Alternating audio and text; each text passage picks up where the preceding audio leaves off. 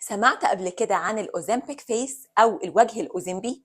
ده موضوع ترندنج جدا، وسببه الأساسي هو نزول الوزن السريع اللي بيتسبب فيه دواء الأوزمبيك. فخلينا نتكلم أكتر عن الأوزمبيك، معلومات مهمة عنه ومين مفروض يتجنبه. الأوزمبيك أصلا بيستخدم لمرضى السكر النوع التاني. إيه ده؟ بس لما بيستخدموه لقوا في حاجات كتير بتحصل، لقوا فرص الإصابة بأمراض القلب بتقل، لقوا كمان إن الوزن بيقل ومستوى سكر الدم طبعا بيتسيطر عليه.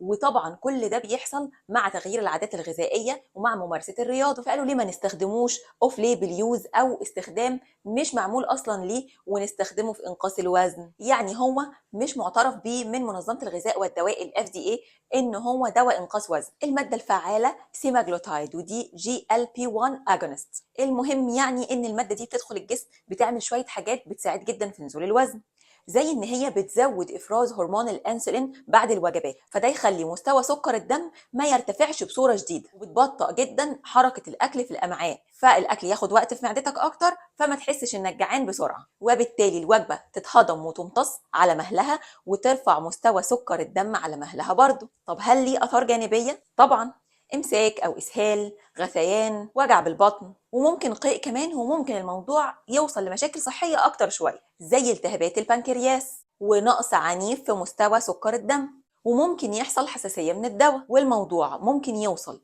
ان الانسان يصاب بسرطان في الغده لو في تاريخ مرضي اضطرابات في الغده. الاثار الجانبيه اللي قلناها في الاول العاديه مش السيفير طبعا، دي بتتعالج تحت اشراف طبي، بنعالج الاعراض وممكن خلال ايام او اسابيع بتختفي خالص. يا ترى بيتاخد كم مره في الاسبوع؟ بيتاخد مره واحده، حقنه تحت الجلد، وزياده الجرعه بتبقى تدريجيه ولازم تحت اشراف طبي، ولازم قبلها تحاليل. طب امتى مش هيكون مناسب معايا؟ في بعض الحالات هقول لكم عليها. طبعا زي ما قلنا لو عندك اي اضطرابات في الغده الدرقيه، ولو اوريدي بتاخد علاج للسكر النوع التاني زي انسولين او علاجات سكر تانية، لو بتاخدي ادويه منع حمل بالفم، اقراص يعني، ممكن يبطئ امتصاصها وحضرتك تلاقي نفسك حامل وانت مش مخططه لكده. لو في مشاكل صحيه في البنكرياس او الكلى بنتجنب الدواء. وطبعا لو حامل او بترضعي، اكتب لي في الكومنتس هل قبل كده اخدت اوزامبيك او تعرف حد اخده.